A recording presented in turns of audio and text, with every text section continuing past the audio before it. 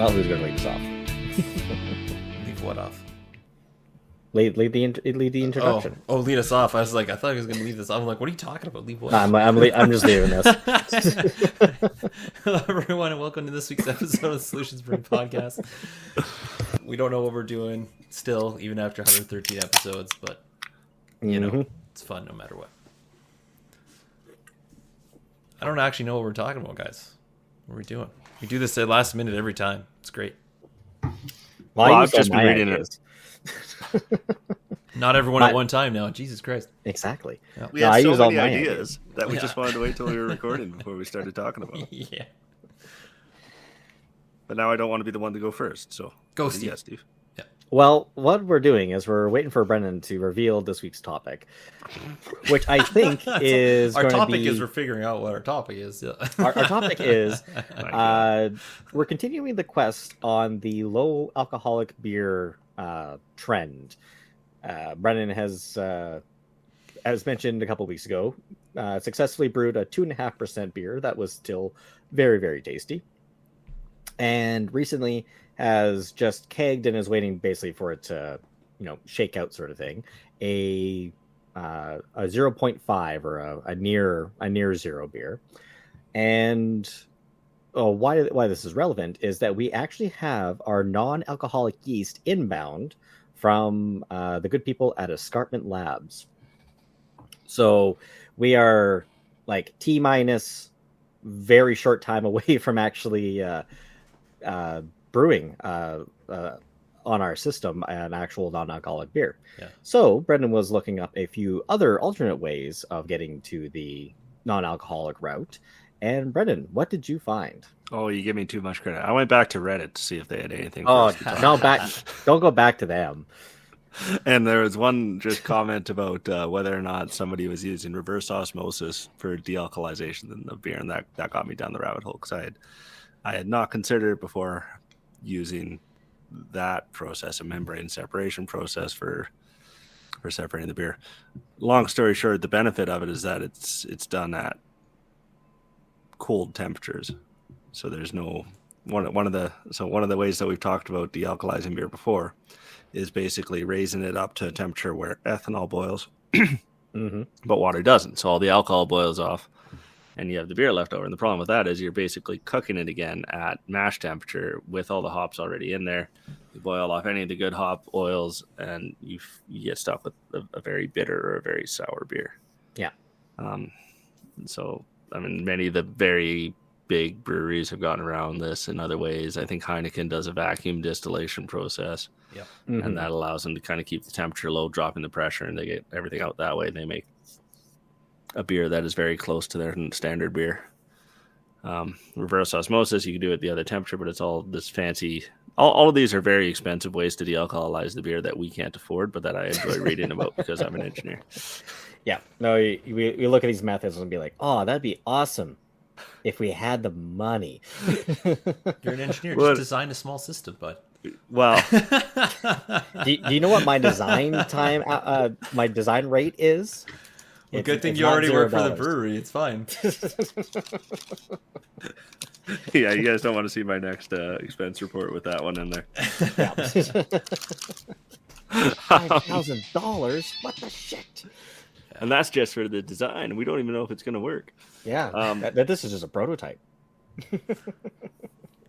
So, anyway, no, it remains expensive. Like, we can design something that'd be cool and a fun little experiment to try to figure it out. And maybe when Riley is 20 and can help me with it, I'll figure it out. But I was just reading through it and went to a random. I think this company designs the filtration thing, so they did some work with Schonbuch. Schonbuch. Schonbuch. I don't know. That sounds French. Yeah, they're German. Okay. They got the little umlaut over the O. Ooh. Anyway, so it was the article here is them explaining the process that they sold to this company to produce their dealcoholized beer. So I think it's kind of cool, and their big pitch is like, yeah, again, it works at 10 degrees, no thermal stress to the beer. All the membranes allow water and alcohol to pass through, leaving all the tasty ingredients behind that comprise the aroma, color, and etc. of the beer. But long story short, they have to do it in a bunch of stages, but because both water and ethanol pass through the membrane, they're constantly adding water back into the process to maintain.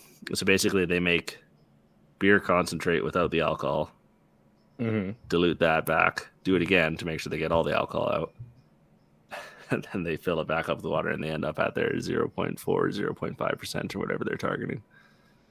So it'd be interesting to kind of see it in process. I mean, they're talking about doing it at 3,500 heck a year. Oh, that's a lot of beer. So they're big boys. I mean, there's a picture of them just in front of pallets of this beer, and it goes off. So obviously, this is an expensive system that would work well on a massive scale. But I kind of wonder if any of the big boys in Canada are looking at this kind of system or this kind of work. Like, we should almost do a tour one of these days of Village or one of the guys that are producing the non-alcoholic stuff and see what their process is. Yeah, that'd be interesting. Because, it's Village. Village and Toolshed actually have come out with lines for non-alcoholic beers. And I'm trying to remember. I think I've had one of Village's non-alcoholic. I think I had their blonde. And it was okay, but I think they were still doing like the boil off method at that time, so it was a little harsh. But I don't think I've had any of the Toolshed stuff, which apparently theirs are supposed to be like equivalent. So like it's like their Red Rage, whatever they have is no Red Rage. They have two. Yeah, there's the Red Rage and the zero. They call them zero, so it's like zero people skills. So I have a beer called People Skills, and then the zero alcohol is zero people skills. And I think you're right. I think they call it No Red Rage is the non-alcoholic one for that. Yeah. I haven't had them yet. And actually, you know what? That might be a good idea for a future episode. Now that I'm back at working back out of the office, my office is not very far from Toolshed. That's correct. So maybe I'll pick some up and we can do like a little tasting episode. We can actually drink all of them and not worry about getting loaded. There we go. Yeah. Yeah, because I know both. I think both kinds are actually for sale at like my local co-op store. So I'd be really surprised if they don't have them at the brewery. They keep cans there all the time. So. Oh yeah, though they definitely keep cans there. But yeah, no, actually that should be like maybe our next in-person meeting or something like that. We should try the non-alc and see how they stand up. Yeah. So another time, but I'll get some. I'll get some in. So reverse osmosis. So you were saying, so it's the beer. So the beer goes in, and they're drawing out the water, and then how is the ethanol getting separated? Is it just no? So if you think like a typical reverse osmosis system for like your water at home, basically it allows the water through and keeps all the salts and hard water particles, calciums, and all that sort of stuff on the bad stuff side. Yeah. And the water goes through and you drink that. For the beer side, it's kind of the opposite. You're allowing both water and ethanol to pass through the membrane because they're in solution. They're not. And the ethanol particles are linked now with the water particles is a very bad way to describe it, but that's kind of what's happening. Okay, so they're removing both the water and the ethanol at the same time. So they're not separating the ethanol from the water. It's just all it's all going removed through, and not 100% of the water and all that sort of stuff. But what's being retained is your larger proteins, anything that's contributing to the color of the beer, any of the hop stuff that's sticking around, any of the hop oils will be staying on the good side. Okay. And then they add basically distilled water. In the article, they refer to it as deaerated, but it's basically water that won't interfere or change the chemical composition of what you've just separated. Oh, so they fill that up and then they allow it to go through again, and then they fill it up again, and then they end up with dealcoholized beer that should have the same properties. Okay, that makes sense. So from a flavor point of view as what you started with. They remove all basically. Okay, so you're removing all the water and alcohol. So on the one side, you still have all your malty goodness, hoppy good stuff, sugars, sugars, esters, whatever's left over. Yeah, any residual sugars should be left back there because again, those are the more complex molecules that'll stay on your. So that makes sense. You want to add distilled water because then you don't want to add any new minerals or anything to that mixture because you still want it to taste the same. And and then I guess with the alcohol and water, you can make a seltzer or something like that. So. Yeah, that's actually. I wonder what because you basically have a byproduct that's still usable. Oh, yeah. Like, it's literally just ethanol. So do you just distill that and make a neutral spirit out of it? Well, it's still watered down, whatever. Well, yeah, right? That. Hence distilling. You'd have to get the water separated from the ethanol. But yeah, can you just make a neutral spirit then? That would be actually very interesting if you put that through a distillation and then threw it in an oak barrel and saw what happened. You'd have oak flavored vodka then, but yeah. Yeah, but the basis of the alcohol is still malt, right? So, but all the malt sugars are still left behind in the beer. It would be vodka. No, but I mean, yeah. I mean, maybe it's got the ghost of whiskey. It's a vodka that's got the ghost of whiskey. Whiskey ghost. There's your name for it. It's ghost whiskey. Yeah, ghost whiskey. Man, this just tastes like vodka. Exactly. That's exactly what it would taste like. Yeah, because I was going to say vodka. An oaked vodka. I can tell you because I've tried it. I haven't done reverse osmosis, but at home I have fermented some grains. I added some sugar, like just regular beet sugar that we have, just to have a higher sugar level, and add some yeast, and then ferment that, and then distill it to make vodka. Then that works. And you don't actually taste any of that, so that would come. It would just be vodka that you would make out of it if you were to distill it. Because I'm hoping at this company, if they're doing that they're just not dumping that or something like that, because you have alcohol, you have a 5% ish. No, you'd have alcohol, whatever watered down alcohol, whatever percentage you have coming out, probably whatever the beer was, probably your 5 or whatever. Yeah, 5 whatever. Your easiest thing to do would be to flavor that and then carb it. And then that's your seltzer. Get ready to drink. Seltzer thing. Yeah. Well, yeah. You wouldn't even need to distill it. You just you literally flavor. That's it. Oh wow, that's So in making a dealcoholized beer, in this process, you could just basically make another alcoholic line. Yeah, you would have to. In my opinion, you would have to plan to do both, because your byproduct of making non-alcoholic beer is something alcoholic. So you package that up as something and sell it. So that So you get a 2-for-1 almost. Yeah, it's a 2-for-1. It costs you extra water. So you have your regular beer, and then you have your non-alcoholic beer, and then have your seltzer line off of that, and then that's how you get all of the demographics. That's how you get everyone. You get the drinkers. You get the people who don't like beer, but they still like drinks. And then you get the people who like beer, but don't like getting drunk for whatever reason. Yeah. That's 90% of the population at that point. Yeah. That's why Toolshed got into the seltzer business too. It's because they wanted to make non-alcoholic beer, and they're like, this system creates this. Makes the byproduct. You still have alcohol, so you just use it. Yeah, it's almost a necessary business move if you're doing any of those processes, making a full alcohol beer and then de-alcoholizing it. Yeah, because otherwise you're just pouring capital or pouring money. Either that or you sell that to someone who makes seltzers, and you just here's some alcohol. Yeah. But again, that's why kind of it'd be nice to develop something or to find a way to make it that you don't need to make the full alcohol beer to start with, and then you can drastically lower your cost of production, right? And that's what we're experimenting with, right? Yes. So, yes.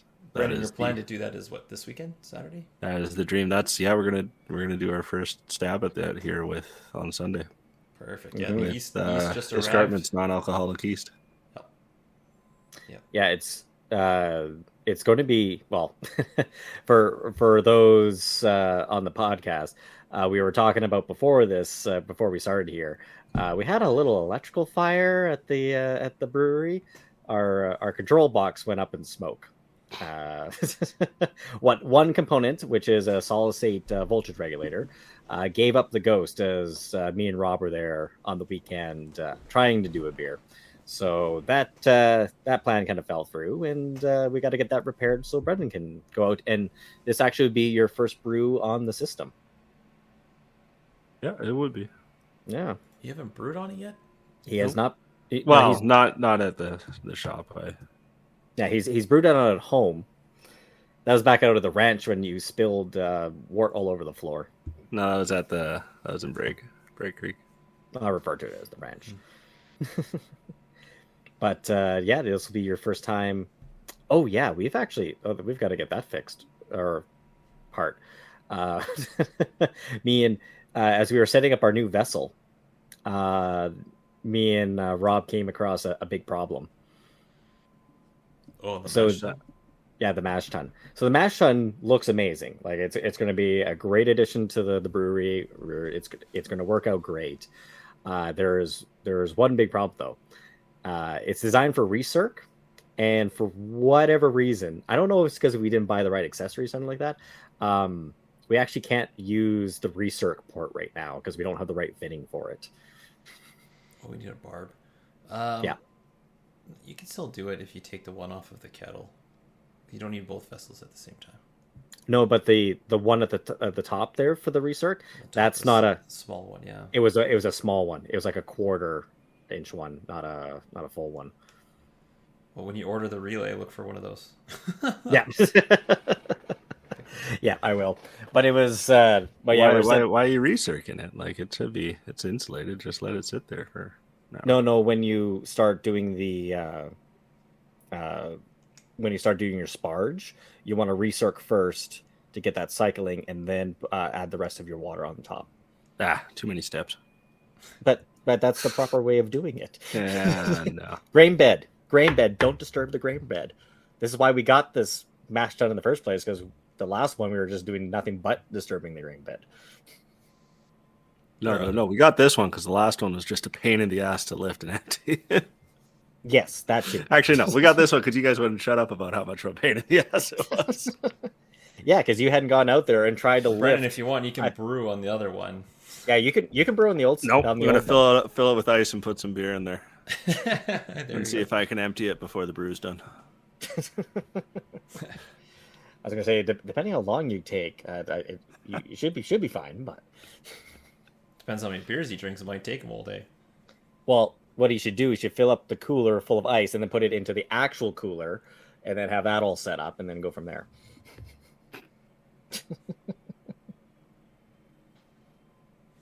Anyway. But yeah, I'd love if we were big enough that we could like have a reverse osmosis system or like a vacuum system or anything like that. But I guess for now, we'll just have to go the yeast route and see how that works. I mean, the yeast makes logical sense, right? I mean, yes, it does. It's the thing doing the real work anyway. Like our biggest component is going to be the water, because we're going to have just so little grain in comparison, and same with hops and everything else. So, well, the real challenge will be that since the yeast won't be making that alcohol, like you're higher risk of infecting the brew. Yeah, cleanliness is going to be the biggest challenge, and so that's what I'm really watching my home brew one here for. Mm-hmm. And part of the reason why I'm waiting for a week is just to make sure nothing's taken root in there. Yeah. But if someone wanted to email us for how excited they are for to try our new non-alcoholic beers, Rob, how could they do so? Call Brendan. No.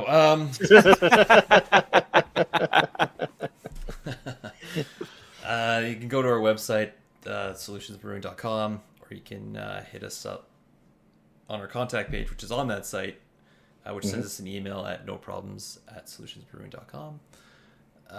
Or you can hit us up on social media at Solutions Brewing Co., which is good for Facebook and Instagram. Yeah. That's a very roundabout way to say that, but yeah. But yeah, no, I'll have to do a little bit of electrical surgery and some other stuff. But yeah, we'll see how this brew turns out. Sounds good. And for anyone listening, all the RG breweries are getting together for a collab, and we'll be working on that this weekend. So keep your eyes out.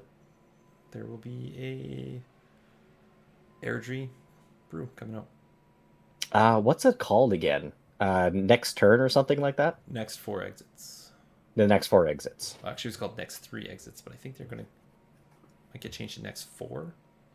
Because the reason for doing this is because it was meant to match the number of exits to get into Airdrie, and also the number of breweries. Right? So that we're in on the collab. Okay. So they're 4 now, 4 and 4. So technically, if you're going northbound, there are 4 exits. Technically. No. Yeah, there is. There's that tiny little one that goes off to where the Wendy's and the Shell and the Tim Hortons is. That's one. There's and then one Yankee and one on Veterans. There's only 3.